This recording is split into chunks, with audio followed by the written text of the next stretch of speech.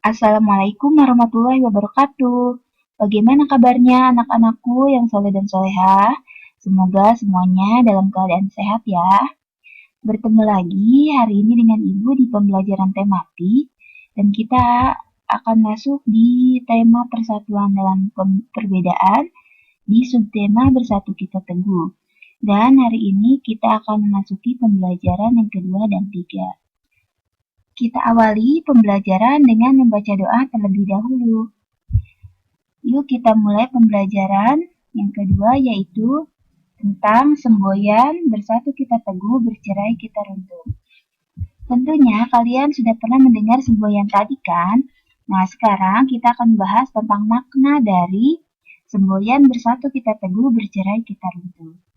Maknanya yaitu jika kita berada dalam satu bentuk ikatan yang utuh dan terus menjaga persatuan dan kesatuan, maka kita akan selalu menjadi bangsa yang kuat.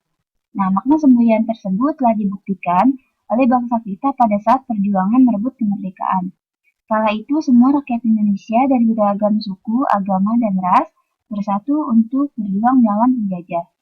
Dengan kegigihan dan ketekunan serta menjalin persatuan dan kesatuan, mereka berhasil mengusir penjajah dari negeri ini. Nah, menjaga persatuan dan kesatuan merupakan kewajiban seluruh rakyat Indonesia dan harus dipupuk sejak dini. Bisakah kalian menerapkannya dalam kehidupan sehari-hari? Mudah-mudahan bisa ya. Contohnya, nilai persatuan dan kesatuan yang bisa kita terapkan dalam kehidupan sehari-hari yaitu kita bermain tanpa memilih ras atau suku ataupun agama yang sama saja, tapi kita bisa bermain atau berteman dengan semua suku dan semua agama.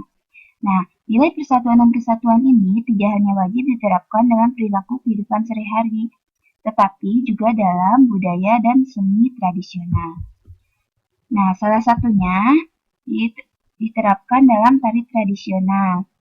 Salah satu contoh tari tradisional yang mencerminkan nilai-nilai persatuan dan persahabatan adalah tari Malulo. Tari Malulo ini atau disebut dengan tari Lulo adalah tarian yang berasal dari daerah Sulawesi Tenggara yang masih sering dilakukan oleh suku Tolaki. Pada zaman dulu, tarian ini dilakukan pada upacara adat seperti pernikahan dan pesta panen raya. Alat musik yang mengiringi tarian ini adalah gong. Gong yang digunakan biasanya terdiri dari dua macam yang berbeda ukuran dan jenis suara. Tari Lulo artinya adalah tari persahabatan. Tarian ini biasa ditujukan kepada muda-mudi suku Tolaki sebagai ajang perkenalan dan mempererat tali persaudaraan.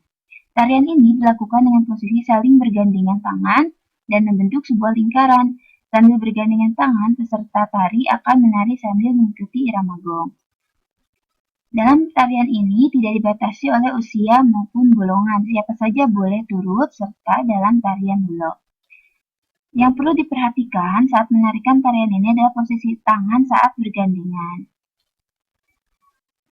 Namun yang terpenting dari sebuah tarian adalah arti dari tarian Lulo sendiri, yaitu bahwa mencerminkan bahwa masyarakat Tolaki mencintai damai dan mengutamakan persahabatan dan persatuan dalam menjalani kehidupannya. Selanjutnya, kita akan mempelajari salah satu peristiwa penting dalam proklamasi kemerdekaan Republik Indonesia, yaitu saat bendera Sangsaka Merah Putih dikibarkan. Nah, apa sih bendera Sangsaka Merah Putih itu? Sangsaka Merah Putih merupakan julukan kehormatan bendera negara Indonesia. Pada mulanya, sebutan ini ditujukan untuk bendera pusaka yang dikibarkan pada tanggal 17 Agustus 1945. Namun, selanjutnya dalam penggunaan umum, Sangsaka Merah Putih ditujukan kepada setiap bendera merah putih yang dikibarkan dalam setiap upacara bendera. Nah, bendera pusaka ini dibuat oleh Ibu Fatmawati pada tahun 1944. Bendera pusaka ini hanya dikibarkan saat ulang tahun kemerdekaan RI sejak tahun 1946 sampai 1968. Namun setelah tahun 1969, yang dikibarkan pada hari ulang tahun kemerdekaan RI adalah bendera duplikat. Bendera pusakanya tetap turut dihadirkan, namun hanya menyaksikan dari dalam kotak penyimpanan. Adapun makna filosofis bendera Indonesia yaitu merah berarti keberanian dan putih berarti kesucian. Merah melambangkan raga manusia dan putih melambangkan jiwa manusia.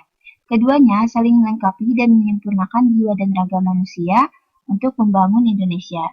Ditinjau dari segi sejarah, sejak dahulu kala warna merah dan putih mengandung makna yang suci. Penjelasannya yaitu warna merah mirip dengan warna gula Jawa atau gula aren dan warna putih mirip dengan warna nasi. Kedua bahan ini adalah bahan utama dalam masakan Indonesia terutama di Pulau Jawa. Ketika kerajaan Majapahit berjaya di Nusantara, warna panji-panji yang digunakan adalah merah dan putih. Nah, itulah sejarah dari bendera Indonesia. Selanjutnya kita akan belajar tentang pelestarian makhluk hidup. Hewan dan tumbuhan akan memberi manfaat bagi manusia apabila digunakan dengan cara yang bijak dan benar. Pemanfaatan hewan dapat berupa daging, bulu, kulit, dan tenaganya. Sedangkan tumbuhan dapat dimanfaatkan pada bagian akar, batang, bunga, buah, dan daunnya. Namun, ada pula orang-orang yang memanfaatkan hewan dan tumbuhan dengan cara yang tidak bijaksana. Contohnya, yang pertama melakukan perburuan atau penangkapan ikan dengan tongkat harimau. Hal ini dapat mengakibatkan kematian ikan-ikan besar ataupun ikan kecil di laut. Populasi ikan juga menurun dan bisa menimbulkan kepunahan. Selain itu, melakukan penebangan atau penggundulan pohon di hutan. Hal ini bisa menyebabkan ekosistem di hutan rusak dan berkurangnya jumlah spesies hewan di hutan tersebut. Dan yang ketiga, yaitu melakukan perburuan liar di hutan yang tidak terkendali. Hal-hal itulah yang bisa menyebabkan makhluk hidup punah atau tidak bisa dimanfaatkan lagi oleh manusia. Sudah semestinya kita mempunyai kewajiban untuk melestarikan makhluk hidup tersebut. Nah, salah satu caranya yaitu dengan membuat poster untuk mengajak halayak umum supaya ikut melestarikan tumbuhan dan hewan. Nah, poster sendiri artinya itu media berupa gambar dan tulisan yang bertujuan untuk memberikan informasi kepada halayak atau mengajak orang lain untuk melakukan sesuatu.